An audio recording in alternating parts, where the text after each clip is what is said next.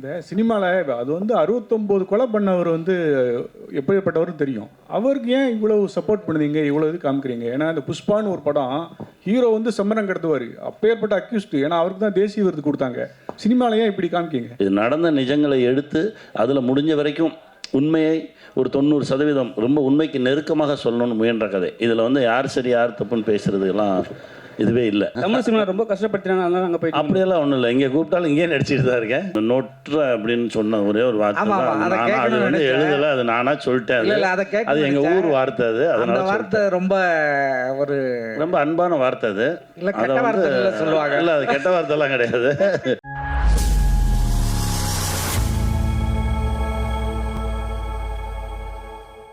ரொம்ப நல்லா இருந்தது, கிரிப்பாக இருந்தது. வாழ்த்துக்கள்.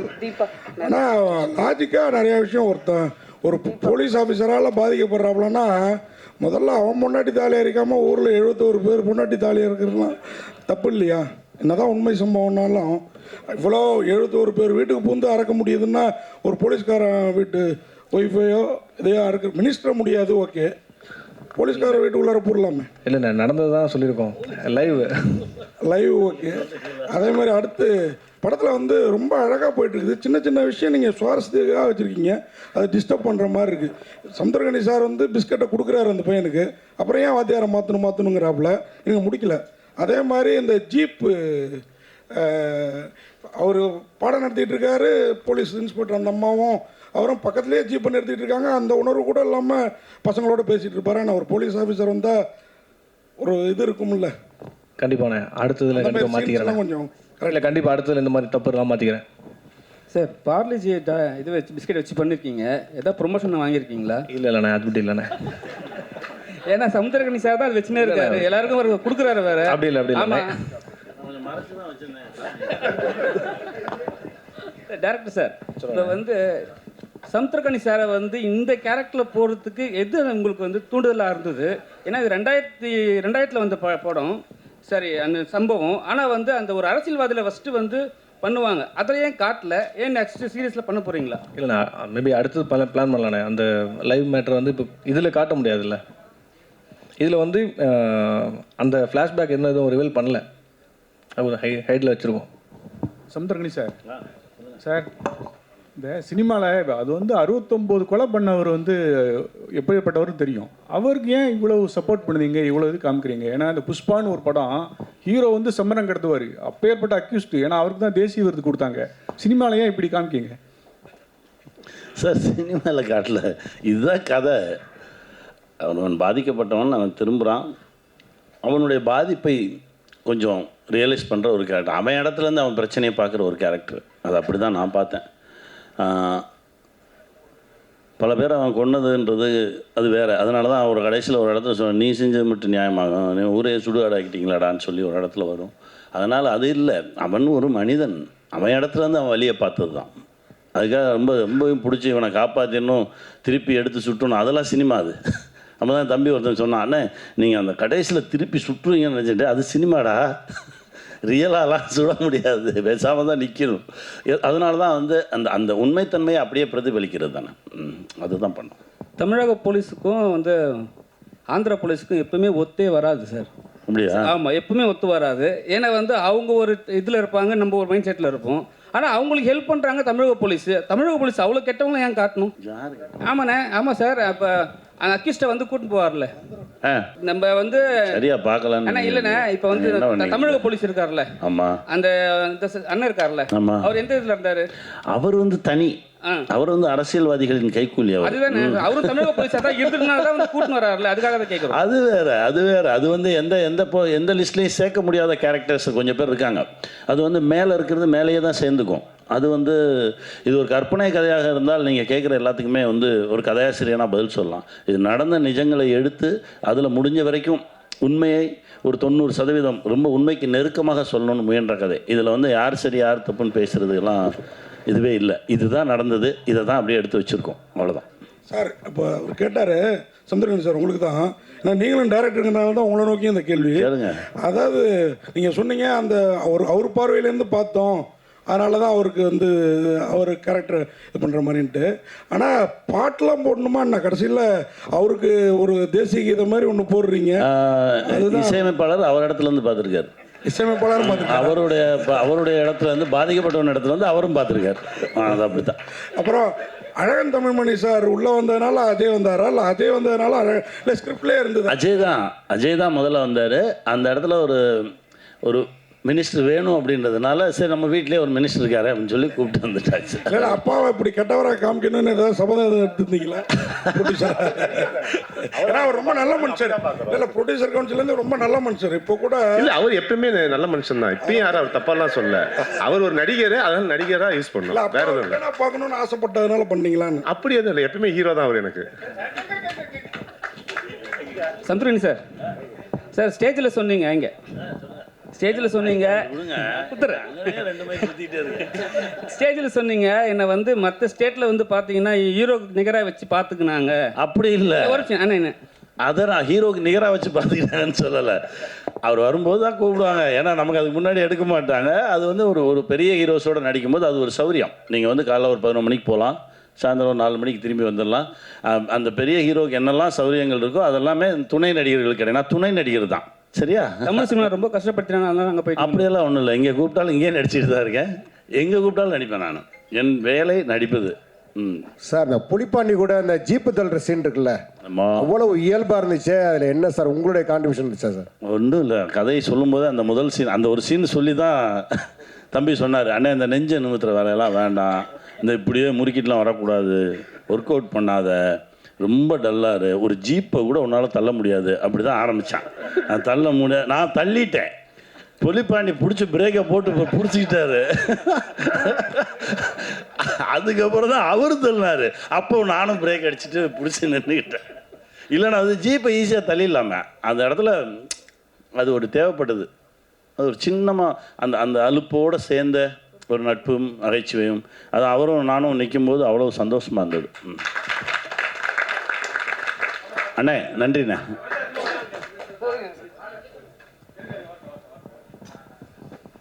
Congratulations guys, fantastic series. நான் பார்த்ததில் I think this is among your best. Thank you sir. Thank you sir. Question to the director. 2 questions. உண்மை சம்பவத்தை பேஸ் பண்ணி எடுத்திருக்கீங்க. How did you, what was the spark for the story? எங்கேருந்து எப்படி இந்த idea வந்துச்சு? What caught your attention? Why did you focus on this story? 1 and 2, thank you for bringing a talented artist like Raj to Tamil cinema.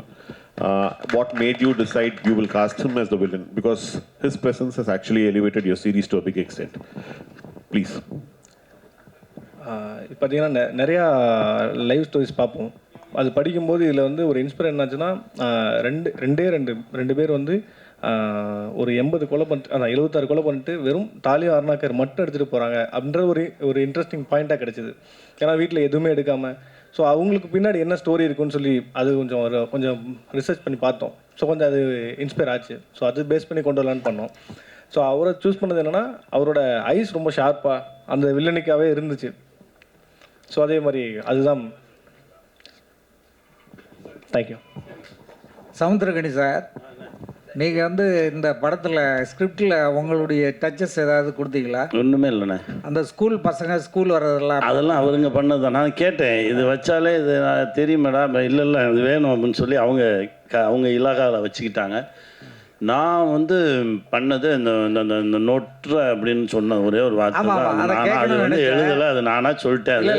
அது எங்கள் ஊர் வார்த்தை. அது அதனால வார்த்தை ரொம்ப அன்பான வார்த்தை. அது இல்லை, அது கெட்ட வார்த்தைலாம் கிடையாது. அது அன்பான வார்த்தை. அதனால அதை நான் வந்து, அதுவும் அவரும் எங்கள் ஊருக்காரர் தான். அதனால் 2 பேரும் பேசும்போது அதை பேசிக்கிட்டேன். உங்கள் உடம்பு வந்து படத்தில் வந்து கொஞ்சம் ஸ்லிம்மாக இதாக இருக்கு. இப்போ கொஞ்சம் நல்லா புஷ்டியாக இருக்கீங்க. கேரக்டருக்காக அந்த படத்துக்கு அந்த ப்ராஜெக்ட் பண்ணும்போது ஒழுங்காக எதுவும் சாப்பிடாம இருக்க சொன்னாங்க. இருந்தேன். இல்லை, அவர்கிட்ட சொல்லும் போதே மூளை ரொம்ப ஷார்ப்பான ஒரு ஆள், ஆனால் பாடி வீக்கு, இதுதான் உங்களோட கேரக்டர்னு சொன்னதுனால அவர் வந்து கொஞ்சம் எக்ஸசைஸ்லாம் நிறுத்திட்டு ரொம்ப ஸ்லிம்மாக அப்படியே வந்தார். இப்போ அடுத்த கேரக்டருக்கா? தேங்க்ஸ் அண்ணா. அண்ணா சார், இயக்குனருக்கு ஒரு கேள்வி. சார் இந்த ஸ்டோரியை சூஸ் பண்ணதுக்கு வாழ்த்துக்கள் சார். ஒரு நல்ல ஸ்டோரி லைனு, பட் அதில் வந்து இருக்க குறைகளும் சொல்ல வேண்டியது எங்களோட கடமை. கண்டிப்பாக. பட் இவ்வளோ அழகான கதைக்கு வந்து திரைக்கதையில் கொஞ்சம் கோட்டை விட்டிங்களோன்னு இருக்குது. அதே மாதிரி பார்த்தீங்கன்னா வந்து ஆர்ட் டைரக்டர் கிட்ட சரியான வேலையை வாங்கலை அப்படின்றது கிளியர் கட்டாக தெரியுது. அப்புறமா வந்து அந்த என்கவுண்டர் முடியுதில்ல சார், முடிஞ்சதுக்கு அப்புறமா அது எந்த காலமாக இருந்தாலும் போலீஸ்காரங்க உடனே விட்டுட்டு போயிட மாட்டாங்க. நீங்கள் அந்த கிளைமேக்ஸில் காட்டும்போது என்கவுண்டர் நடந்துச்சு, எல்லாருமே கிளம்பி போயிட்டு அது அனாதையாக இருக்கிற மாதிரி இருக்குது. அதே என்கவுண்டரில் அப்படி நடக்கிறதுக்கான வாய்ப்பே இல்லை. ஏன்னா ஒரு போலீஸும் அங்கே இல்லை, அங்கே சீனில் காணும் சார். இருக்காங்க இல்லை முடிஞ்சதுக்கப்புறம் எல்லாம் கிளம்பிடுறீங்க. கேமரா போயிட்டு இருக்கும், எல்லாரும் அங்கங்கே ஒரு 2 பேர் கிளம்பிட்டு இருப்பாங்க, மீதியெல்லாம் அங்கே தான் நின்றுட்டு இருப்போம். கேமரா போய் குளத்துக்குள்ளே போயிடும். அப்படி தான் முடிச்சிருப்போம். ஏன்னா அதை எப்படி டிஸ்போஸ் பண்ணாமல் எப்படி போவாங்க? ஓகே, அந்த சுமோ ஒன்று காமிச்சிங்களா சார், அந்த சுமோவில் பின்னால் வந்து அவ்வளோ கிளியராக ஃபோக்கஸ் பண்ணி காட்டுறீங்க. இது ஆர்ட் டைரக்டரோட மிஸ்டேக். நெக்ஸ்ட் டைம் கரெக்ட் பண்ணி, ஏன்னா இவ்வளோ அழகாக செலவு பண்ணி நீங்கள் பண்ணுறது, அந்த ஒரு நம்பர் பிளேட் அவ்வளோ பெரிய நம்பர் பிளேட் வச்சுட்டு பின்னால் ஒரு சின்ன நம்பர் பிளேட்டை பெயிண்ட் பண்ணியிருக்காங்க. அது அவ்வளோ கிளியராக தெரியுது.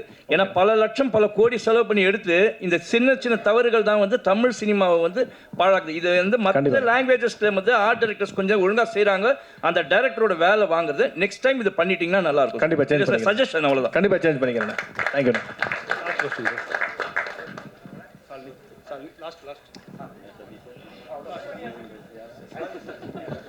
கௌசிக் சார், ஆக்சுவலி இந்த G5ல நிறையாவே வந்து இந்த இன்வெஸ்டிகேஷன் த்ரில்லர்ஸ் நிறையா எடுக்கிறாங்க. விலங்குலேருந்து ஆரம்பிச்சு ரேகையாக இருக்கட்டும், இப்போ சட்டமும் நீதியாக இருக்கட்டும், இந்த மாதிரி ஒரு மாதிரி இன்வெஸ்டிகேஷனாகவே போகுது. அதுதான் ஆக்சுவலி செல்லிங் ப்ராடக்டாக இருக்கா ஓடிடி ஆடியன்ஸ் கிட்ட? இல்லை, இன்றைக்கி நம்ம ஒரு கணக்காக எடுத்து பார்த்தோம் அப்படின்னா, ஃபஸ்ட்டு நான் இது சொல்கிறேன். இப்போ G5ல பார்த்தீங்கன்னா இன்வெஸ்டிகேஷன் எல்லாமே நிறைய பண்ணியிருக்கோம். ஐலின்னு ஒரு சீரீஸ் பண்ணியிருக்கோம். ஐலி பார்த்தீங்கன்னா ஒரு சொசைட்டல் டாபுவை வந்து எப்படி பிரேக் பண்ணணும் அப்படின்ற ஒரு கருத்து சொல்லியிருப்போம். அதில் அனந்தம்னு சீரீஸ் பண்ணியிருக்கோம். ஒரு வீடு, அந்த வீட்டோட மெமரிஸ் என்ன, அதில் வாழ்ந்த பல ஜென்ரேஷன்ஸ்க்கான ஒரு கதை, அதையும் சொல்லியிருப்போம். 5ஆம் வேதம் மிஸ்டிக்கலாக ஒரு த்ரில்லர், ஒரு தேடல், அதையும் சொல்லியிருப்போம். இது அப்பப்போ தேவைப்படுது. ஏன்னா இன்றைக்கி இருக்கிற ஆடியன்ஸ் அப்படின்னு பார்த்தீங்கன்னா யங்ஸ்டர்ஸ்லேருந்து அடல்ட்ஸ் வரைக்கும் எல்லாருமே ஹுக்டாக பார்க்குறது ஒரு mystery, thriller, investigation, psychological thriller, இந்த மாதிரி விஷயங்கள் வந்து ஓவராலாக பார்த்தீங்கன்னா ஒரு 50% பீப்புளுக்கு வந்து இது ரொம்ப பிடிக்குது. ஸோ ஒரு கான்ஷியஸ் சாய்ஸாக இது வந்து அட்லீஸ்ட் வருஷத்தில் 1-2 பண்ணணும் அப்படின்றது வந்து, அண்ட் இது வந்து டெஃபினட்டாக நம்மளுக்கு சக்ஸஸும் கொடுத்துருக்கு. எப்போவுமே சக்ஸஸ் கொடுக்குற ஒரு ஃபார்முலா அடாப்ட் பண்ணுறது வந்து பெட்டர் அப்படின்றது வந்து எங்களோட ஸ்ட்ராட்டஜியாக வச்சு தான் இந்த மாதிரியும் பண்ணுறோம். இப்போ வரப்போகிற லைனப்பில் அடுத்த ஒரு 16 மாதத்துக்கு நாங்கள் பண்ண போகிறது பார்த்தீங்கன்னா வேறு ஜானரில் இருக்கும். பட் இதுவும் ஒரு பார்ட்டாக இருக்கும். கனி சார், நிறைய போலீஸ் ஸ்டோரிஸ் பண்ணியிருக்கீங்க. இது என்ன ஸ்பெஷல்? எதனால் அக்செப்ட் பண்ணீங்க? இந்த சொன்னான்லாம் மூளை மட்டும்தான் ஷார்ப்பு, பாடி வெயிக்கு. அவன் யோசிச்சிருக்கான் எதை சொன்னால் இவன் வருவான் அப்படின்னு.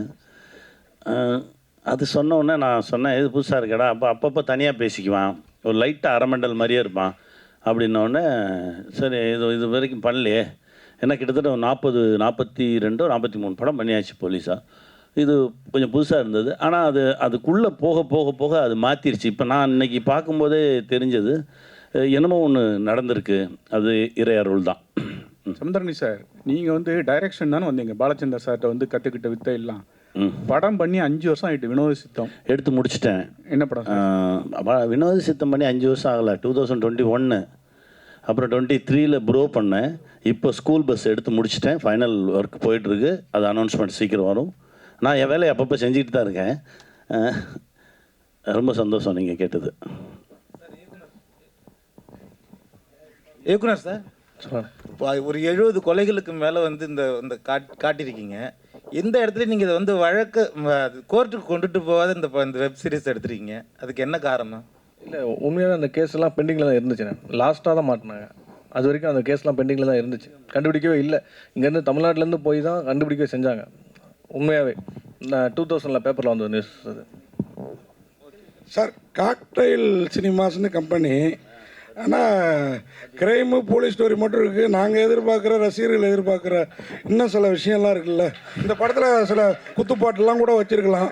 இல்லை, இதுக்கப்புறம் வந்துட்டு சிவேதா அவங்க நடிப்பு ரொம்ப நல்லா இருந்தது. ஆனால் வந்து நாங்கள் அதுக்கு தனியாக ஒரு ஆர்டிஸ்ட்டை போட்டு ஏதாவது ஒன்று பண்ணலாம்ல. இல்லைண்ணா, அடுத்தடுத்து உங்கள் ஆசையாக இந்த மாதிரி போலீஸ் ஸ்டோரியெல்லாம் அந்த மாதிரி குத்துப்பாட்டெல்லாம் வைப்பாங்க இல்லையா? கண்டிப்பாக அடுத்தடுத்து எல்லாம் பண்ணுறதை பண்ணிவிடுவோம். ஆனால் அதெல்லாம் ஜி5ல வருமானது எனக்கு தெரியாது.